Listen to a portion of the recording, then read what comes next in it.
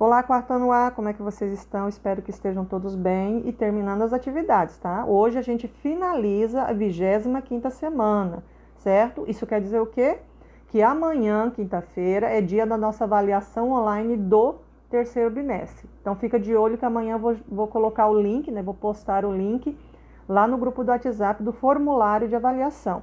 Então hoje a gente vai terminar essa atividade, né? Da 25ª semana. Hoje é quarta-feira, dia 22 de setembro. Sendo assim, nós estamos aqui com a nossa aula 5, Ciências no Livro e Matemática Impressa. Então, aqui no livro de vocês de Ciências, nós vamos continuar falando sobre o bioma, a parte 2 dos biomas, né? Nós falamos na parte 1 sobre a floresta amazônica, a Mata Atlântica, o Cerrado, a Caatinga, e agora nós vamos ver mais um importante bioma e uma parte do ecossistema que pega vários biomas, tá? Então aqui é a abertura do bioma parte 2, né? Mostra um pouquinho do bioma que a gente vai falar, que são os pampas, ó. Tá vendo? Esses campos assim enormes. E aqui está a primeira bioma que a gente vai falar dessa parte 2, que é os pampas. Os pampas, gente, eles se localizam lá no sul, lá no Rio Grande do Sul, tá? Fica entre a fronteira lá da Argentina e Uruguai. Ele ocupa apenas 2% do território do Brasil, então não é um dos biomas maiores, né? Na verdade, é um dos menores. Ele tem uma origem bem plana, tá? Então nós vamos encontrar assim, grandes campos cobertos de gramíneas, né? Mas também tem parte de matas mais baixas, mas tem também, certo? Então muitos campos, tem uma vegetação rica, diversa, né? Assim como vários tipos de animais também, certo? Aqui mesmo, ó, você vai ler, porque esse texto você tem que ler. Eu estou explicando, mas é importante você ler, tá? Então aqui nós temos a apresentação de alguns animaizinhos, né? Olha como são os campos dos pampas, né? Bonito, né? Regiões amplas, assim, que você enxerga de longe esses campos e dá para ver também a parte da gramínea. Aqui no caso, você vê alguns tipos de vegetais que você vai encontrar lá, os tipos de árvores, né? Mais baixas do que nos outros que a gente costumou ver, né?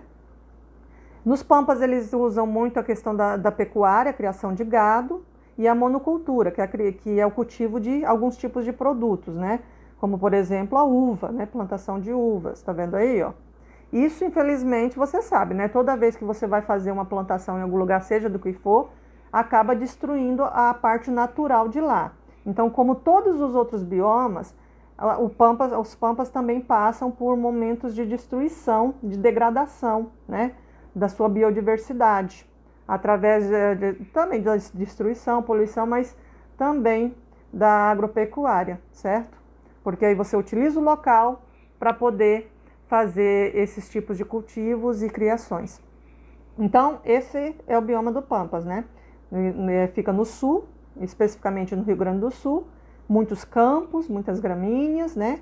Animais diferenciados aí que você vai observar, árvores mais baixas, não muito cheias, né? E muitas plantações e criações. Já os manguezais, gente, o manguezal, ele não é um bioma, tá? Ele tá aqui no livro para mostrar que ele é uma parte, um ecossistema muito importante. Ele é um conjunto, né, de seres, de vegetais que convivem juntos. E por que ele está aparecendo aqui misturado nos biomas, se ele não é um bioma? É porque ele está ligado aos outros biomas. Você vai encontrar ele na parte do litoral do Brasil, ou seja, da parte de todo o local que pega a praia no Brasil, desde lá de cima do Amapá até lá no finalzinho no sul, na Santa Catarina. Todo o litoral brasileiro você vai encontrar o manguezal. É como se ele fosse uma divisa entre o mar e a terra, entendeu? É essa divisa, essa transição do mar para a terra ficam os manguezais. Então ele é um importante ecossistema onde a gente vai ter uma grande reprodução de animais, certo? Nascendo ali naquele ponto e que depois eles vão para os biomas. Então esse manguezal, esse ecossistema, ele é muito importante porque ele está ligado a todos os biomas da parte litoral, certo? Ele faz convivência com todos os biomas que estão na costa. O que é a costa? A parte da praia, a parte que encontra o mar, certo? Então eles ficam entre o mar e a terra, né? Eles chamam de transição entre o ambiente terrestre e marinho. São regiões geralmente com água doce do rio que encontra com o mar. Tá vendo aí nessa foto? Como é o rio encontrando com o mar. Então você vai pegar essa divisória aí, é onde ficam os manguezais, certo? Então nós temos aí um solo bastante lamacento, onde você vai encontrar nos manguezais. Geralmente ele é escuro, tá? E com plantas que crescem em condições assim de locais bem molhados, certo? E também animaizinhos, né, que você vai observar aí, que vão ter certos animais também que convivem nesse lamaçal aí, e que até são produtos de comércio, como os caranguejos, você sabia? Nós chamamos esse local aí lamacento do manguezal de mangue, tá vendo? Mangue. Aí você tem dois tipos de mangues diferenciados, tá vendo? O mangue vermelho e o mangue preto. Aqui você vê um dos animaizinhos, né, que mais tem, que é o caranguejo e o guará vermelho, tá vendo? Eles fazem parte dessa divisória aí onde fica o manguezal, entre o mar e a parte terrestre, né, entre o encontro dos rios com o mar. E os caranguejos, gente, eles são realmente retirados por pessoas que trabalham com isso e acabam fazendo com que isso se torne um comércio, tá? Mas não tem só o caranguejo, você vai encontrar também crustáceos, molúsculos, vermes também. Ou seja, é a parte de diversidade de vida, de ser vivos que vivem nesse local, né? Normal, é o equilíbrio da natureza. Sobre os caranguejos, eu gostaria que você lesse aqui, porque você vai fazer essa atividade, ó, coleta sustentável de caranguejo.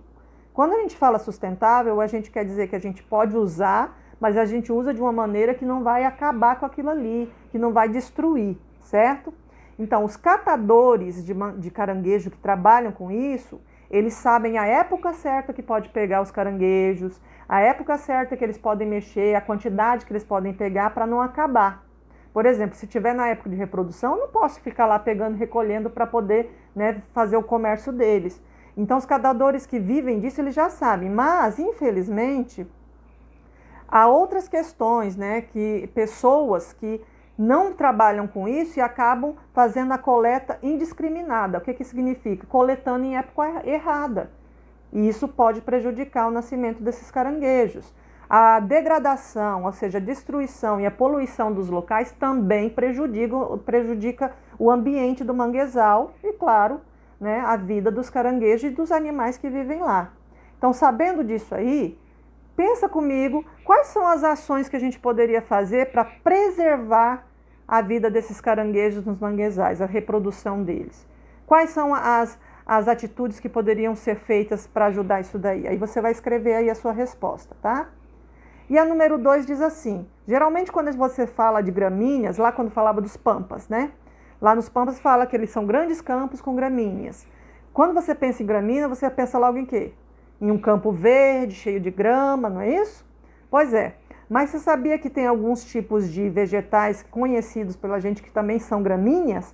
Como o arroz, a cana, o bambu, a aveia, são tipos de gramíneas, não é só a grama mesmo que é gramínea não, tá?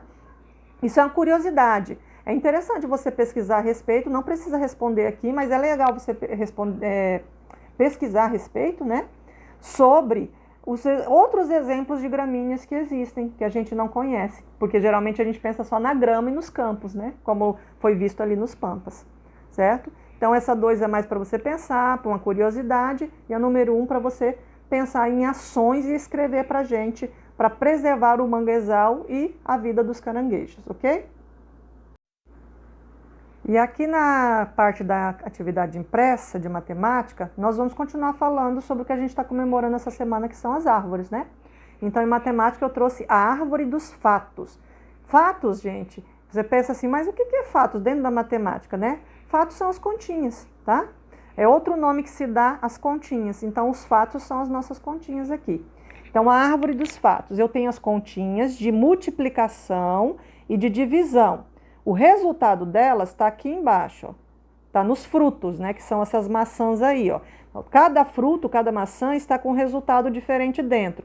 Você vai recortar essa maçã e vai colar na conta certa que ela pertence, certo? No fato que ela está, que seria a resposta, no caso. Vamos pegar, por exemplo, aqui, ó, 9 vezes 9. 9 vezes 9 é 81. Onde tá a resposta 81? Fruto, né? Aqui, ó, e você vai recortar essa fruta, né?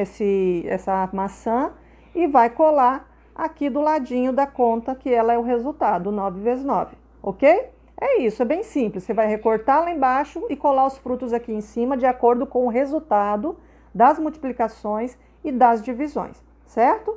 E aí vai preenchendo toda a árvore com as respostas das operações. Então, por hoje é só, espero que tenham entendido e até a próxima.